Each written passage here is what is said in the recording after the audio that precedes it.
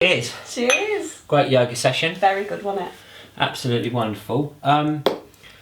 So we've been having one-to-one sessions for a while now, and Yeah. Gina's improvement in yoga has been incredible. When she first came to the sessions, the community sessions, I thought, well, she's obviously a fit, healthy young lady who's got flexibility, but I think the benefits to the precision in your practice whilst we've had the sessions. Yeah, definitely. Yeah.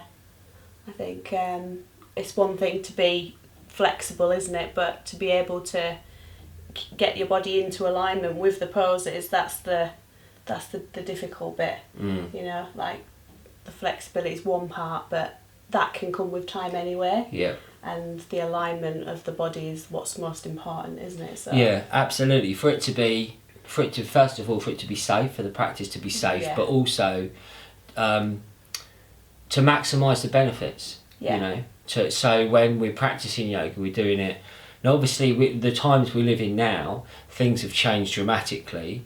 I know some yoga classes are coming back with some quite heavy restrictions about things that people have to do. Or so for me at the moment, I really want to focus on the one-to-one yoga. Yeah. And of course, we've got this beautiful space here. Yeah, amazing space. It's a nice big room for the sessions. It's like a healing space in itself, isn't it?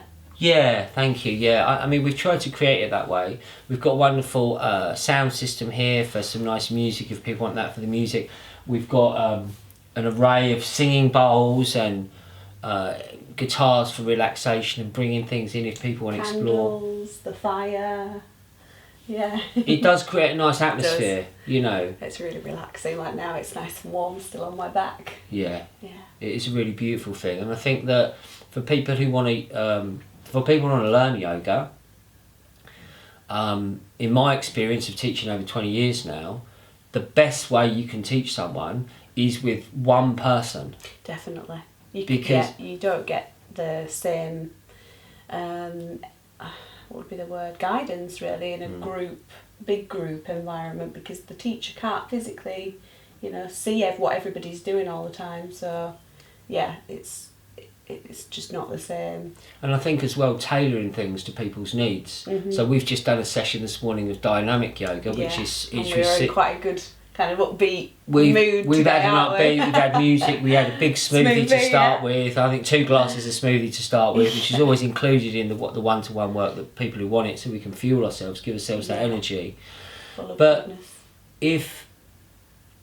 if someone wants to come for a one-to-one session, they might have injuries, they might have, you know, they might not be so well, they might not be so fit and healthy as you are, Gina. Yeah. I can tailor-make Exactly. things to someone's needs. Yeah. But of course, if you're in a class, however good the teacher is, and I've taught a lot of sessions over the years, you can't do the same postures for everyone. No. Because everyone's different. Yeah. Yeah. So to be able to have that tailor-made thing. And then another thing I really feel is very important actually, is that with the, with COVID, a lot of yoga teachers moved their classes online. Mm-hmm. So they started doing things on Zoom. Yeah. And it's something that I never did and I didn't want to do. And the main reason for that was to have the quality of tuition. Yeah. And as I say again, that's the first one, it's the safety, and the second one, it's the effectiveness. Is that if I'm on a screen, and maybe other people have got more ability than me, but if I'm trying to teach someone through a screen, I don't know how I can make sure that they're doing the practice with the best consideration for their safety and the maximising the benefits. Because I'm not there to be able to give my experience. You're only getting one perspective as well, aren't you? You're only able to see them from one angle. Yeah. So whereas sometimes you just need to be able to Just to see be able to move. around what the student's doing. So Yeah. because from one side it might look perfectly fine, but if you just your hips are out of alignment or whatever. Yeah. You can't see that through a screen, can you? As well. You can't see it, and Well, I understand why also- people are, you know, taking these steps. They want to keep their yoga business going, and it's the still students. connection, isn't it, with people online? Absolutely. Which we need. And you know, you'll find many of my YouTube videos, And I spoke to a friend the other day about it, and he said, yeah, well, you did make that yoga video. I mean, I've been teaching for yogas for so long, I had a yoga video. That before there was such a thing as a DVD, so it shows how, how much of a dinosaur I am to this whole thing. But I can understand why people are doing it. Yeah. And why people put videos on yoga, and you have these tuition DVDs, and I think you can get a lot of benefit from it. You get a lot of benefit from going to a class and in different ways. But I think if you want to really move your yoga on, and particularly if you have any special needs that you might need to take into account, any injuries, or maybe you want to look at breathing techniques, maybe you want to look at relaxation, maybe you want to look at chanting, maybe you want to look more. This is what you offer, which is different to what the sort of general mainstream yoga teachers seem to offer. That you have this space here, so we can do music, we can do meditation, we can do chanting, and your way of lifestyle is that bit more spiritual than the average, in my experience, the average yoga teacher. So we're doing our best. Yeah. We're doing our best through the journey, and the nutrition side of it as well. I know that's something that we've got into. Yeah. And I know I've learned so much from you and Juliet.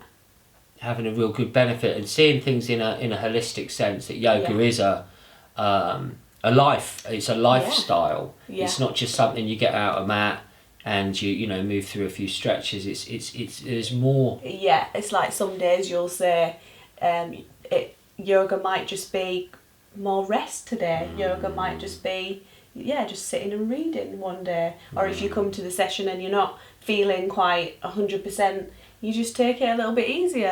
That's fine. You work with how the person feels on the day. Yeah, absolutely. And sometimes it might mean that there's a half an hour relaxation, or with the singing bowls, or or working on different aspects of it all. So I hope you found that useful. Yeah. Like I say, we're offering one-to-one yoga sessions here in Clare.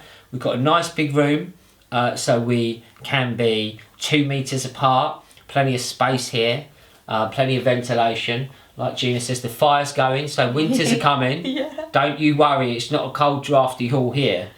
It's certainly a nice space. So thank you, Gina. Cheers. And here's to all the yogis out there. Good health. Om Shanti. Om Shanti.